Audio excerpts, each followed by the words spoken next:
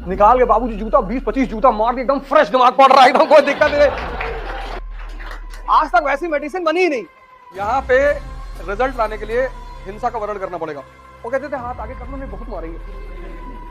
एक पड़ती थी और उसके बाद आपने दूसरा दूसरा दूसरा अब नहीं करेंगे सर। और घर पहुंच के शाम को होमवर्क की कॉपी अपने आप निकल आती थी। कल बहुत मारेगा बदतमीजी है। और सबसे बड़ी मजेदार बात यह होती थी कि हम घर पे नहीं कह सकते। ऑफलाइन का जो हम बैच बनाएंगे वो एक लिमिटेड बैच बनाएंगे, क्योंकि सबको मारा नहीं जा सकता। 1000 बैच बना लोगे फिर मारोगे कैसे? फिर वो 1000 लड़के यूनियन बना लेंगे। यहां पे रिजल्ट लाने के लिए हिंसा का वर्णन करना पड़ेगा। ऐसे थोड़े लड़कियों को कुछ कहने की जरूरत ही नहीं, इनको देख लो ये रोने लगती।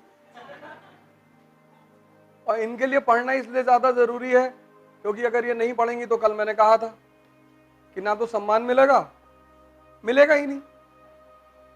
तुम अगर ना कानून और संविधान के भरोसे रहोगी तो कुछ नहीं होगा। तुम्हें पढ़ना पड़ेगा और वो मौका मिला है। जहां तुम्हें नहीं समझ में आए तो तुम बताओ आकर। इतने सारे टीचर है यहाँ पे, उनसे मिलो, उनसे बात करो। तुम्हें कोई भगा नहीं रहा है, तुम्हें कोई डांट नहीं रहा है। और टीचरों से बहुत कम मिलो। काम निकालो, खत्म। रिश्तेदारी मत करो, वो कोई भी है। टीचरों से बहुत कम मिलो। तुम्हें कोई डाउट पूछा तो हमारे साथ कई सारे लोग यहां घूमने जाते हैं सुबह, तो ये मैं उनके लिए कह रहा हूं कि अब मत चलो मेरे साथ। भैया हमारी आदत है 20-25 किलोमीटर चलने की, तो या तो तुम उसको डेवलप करो फिर आओ। इसलिए तो पहले पेरेंट्स जो होते थे, अब तो बहुत कम मारते पेरेंट्स अपने बच्चों को। पहले माँ, पिताजी, टीचर निकाल के बाबूजी जूता 20-25 जूता मार दिए, एकदम फ्रेश दिमाग पड़ रहा है, एकदम कोई दिक्कत नहीं। आज तक वैसी मेडिसिन बनी ही नहीं। टीचर यहां मारते थे, यहां, ये पूरा एक्यूप्रेशर का पॉइंट होता है ना, तो टीचर यहां मारते थे कि यहां मारेंगे तो फिर यहां खुलेगा। आज कर रहे टीचर कहीं कान पे मार दिए, कान का पर्दा फट गया। इसीलिए तो सुप्रीम कोर्ट ने रोक लगा दी कि बच्चों को कोई मारेगा नहीं स्कूल में। ऐसे थोड़ी मारा जाता है, यहां मारो। वो कहते थे हाथ आगे कर लो नहीं बहुत मारेंगे। एक पड़ती थी और उसके बाद आपने दूसरा दूसरा दूसरा अब नहीं करेंगे सर, दूसरा। और घर पहुंच के शाम को होमवर्क की कॉपी अपने आप निकल आती थी। कल बहुत मारेगा बदतमीजी है। और सबसे बड़ी मजेदार बात यह होती थी कि हम घर पे नहीं कह सकते।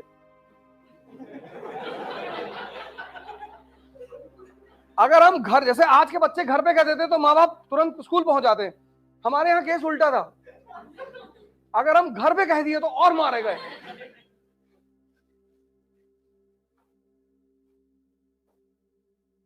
तब लोग इतना बड़ा बड़ा काम करते थे जीवन में।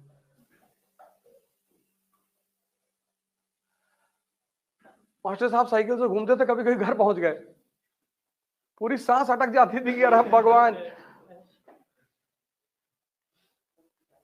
अब तो पेरेंट टीचर मीटिंग होती है, उसमें सिर्फ बच्चों की बुराई करते हैं। हाँ लड़का पढ़ता नहीं, ये है वो है, पीछे बैठ के खाना खाता रहता है।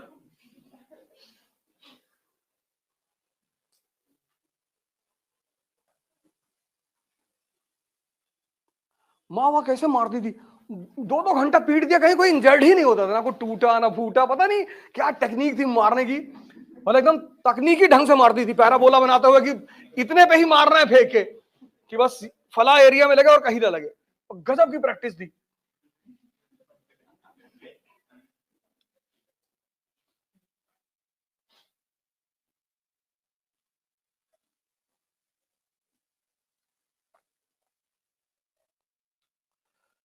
सौ लड़के चाहिए बस, ज्यादा थोड़ी, 50 ही बहुत।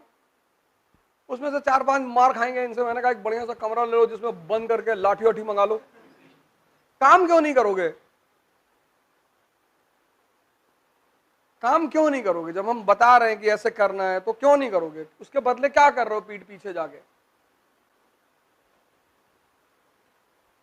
और जब काम नहीं कर पा रहे हो, होमवर्क नहीं कर पा रहे हो, हम स्कूल में क्यों अच्छा परफॉर्म करते थे? क्योंकि टीचर्स होमवर्क ना करने पे पीटती थी। यहां कोई होमवर्क ना करने पे पीटने वाला नहीं है। और होमवर्क मतलब कंसोलिडेशन, फीडिंग, तो वही चीज तो बाद में एग्जाम में आती थी। तो जिसका होमवर्क मजबूत रहता था उसके अच्छे परसेंटेज आते थे। वही हाल यहां भी है। जो होमवर्क है, जैसे टीना दाबी है, उसकी मां क्या है, रिजाइन कर दिया नौकरी से। होमवर्क कराती थी दिन भर बिठा के, बेचारी खुद बैठी रहती थी। तो एक बहन का 1 रैंक, दूसरी बहन की 15 रैंक, क्योंकि एक होमवर्क कराने वाला आदमी था ना। Thank you.